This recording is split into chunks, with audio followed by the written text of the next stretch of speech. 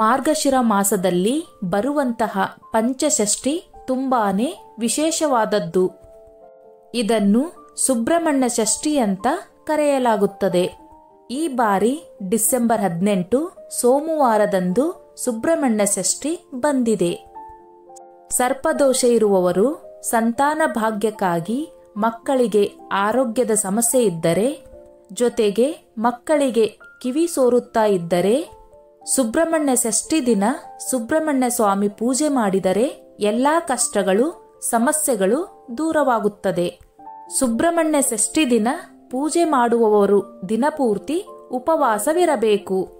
ಉಪವಾಸವಿದ್ದು ಮನೆಯಲ್ಲಿ ಸುಬ್ರಹ್ಮಣ್ಯ ಸ್ವಾಮಿಗೆ ಪೂಜೆ ಸಲ್ಲಿಸಿದ ನಂತರ ದೇವಸ್ಥಾನದಲ್ಲಿ ಇರುವಂತಹ ನಾಗರ ಕಲ್ಲಿಗೆ, ಸರ್ಪ ವಿಗ್ರಹಕ್ಕೆ ಹಾಲನ್ನು ಎರೆದು ಅಭಿಷೇಕ ಮಾಡಿ ನೈವೇದ್ಯ ಇಟ್ಟು ಪೂಜೆ ಮಾಡಬೇಕು. ಸುಬ್ರಹ್ಮಣ್ಯ ಸ್ವಾಮಿಗೆ ಪಾಯಸ, ಚಿಗಳಿ ತಂಬಿಟ್ಟು, ನೆನೆಸಿದ ಅಕ್ಕಿ, ನೆನೆಸಿದ ಕಡಲೆಕಾಳನ್ನು ನೈವೇದ್ಯವಾಗಿ ಇಡಬೇಕು. ಬೆಳಗ್ಗೆ ಬ್ರಾಹ್ಮಿ ಮುಹೂರ್ತದಲ್ಲಿ ನಾಗರ ಕಲ್ಲಿಗೆ ಪೂಜೆ ಮಾಡುವುದು ಅತ್ಯಂತ ಶ್ರೇಷ್ಠವಾದದ್ದು. ಸುಬ್ರಹ್ಮಣ್ಯ ಷಷ್ಠಿ ದಿನ ಸುಬ್ರಹ್ಮಣ್ಯ ಸ್ವಾಮಿಯು ಸರ್ಪದ ಅವತಾರವನ್ನು ತಾಳಿದನು ಅನ್ನುವ ನಂಬಿಕೆಯಿದೆ. ಆ ಕಾರಣಕ್ಕಾಗಿ ನಾಗರ ಕಲ್ಲಿಗೆ ಪೂಜೆಯನ್ನು ಸಲ್ಲಿಸುವುದು. ಸರ್ಪದೋಷಕ್ಕೆ ಗುರಿ ಮಾಡುವಂತಹ ಯಾವುದೇ ಒಂದು ಕೆಲಸಗಳನ್ನು ಸುಬ್ರಹ್ಮಣ್ಯ ಷಷ್ಠಿ ದಿನ ಮಾಡಲೇಬಾರದು. ಸರ್ಪದೋಷಕ್ಕೆ ಗುರಿ ಮಾಡುವ ಈ ಕೆಲಸಗಳನ್ನು ಸುಬ್ರಹ್ಮಣ್ಯ ಷಷ್ಠಿ ದಿನ ಮಾಡಲೇಬಾರದು. ಆ ದಿನ ಭೂಮಿಯನ್ನು ಉಳುಮೆ ಮಾಡಬಾರದು, ಭೂಮಿಯನ್ನು ಅಗಿಯಬಾರದು. ಏಕೆಂದರೆ ಭೂಮಿಯಲ್ಲಿ ಇರುವ ಹಾವುಗಳಿಗೆ ತೊಂದರೆ ಆಗಬಹುದು. ಆಗ ಸರ್ಪದೋಷ ಬರಬಹುದು.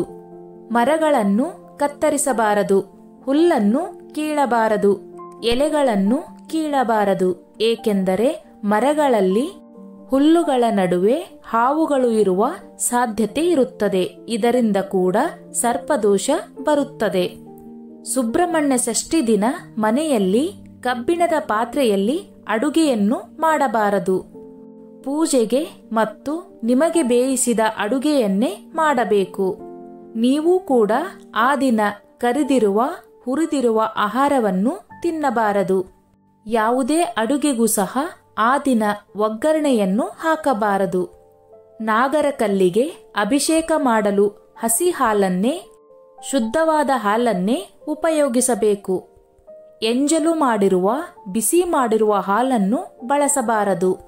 ನಿಮ್ಮ ಮಗುವಿಗೆ ವೃತ್ತಿಯಲ್ಲಿ ಯಾವುದೇ ಸಮಸ್ಯೆಗಳಿದ್ದರೂ ಬಯಸಿದ ಯಶಸ್ಸನ್ನು ಪಡೆಯಲು ಈ ಷಷ್ಠಿ ದಿನ ಸುಬ್ರಹ್ಮಣ್ಯ ಸ್ವಾಮಿಗೆ ನವಿಲುಗರಿಗಳನ್ನು ಅರ್ಪಿಸಿ ಭಕ್ತಿಯಿಂದ ಪೂಜಿಸಬೇಕು.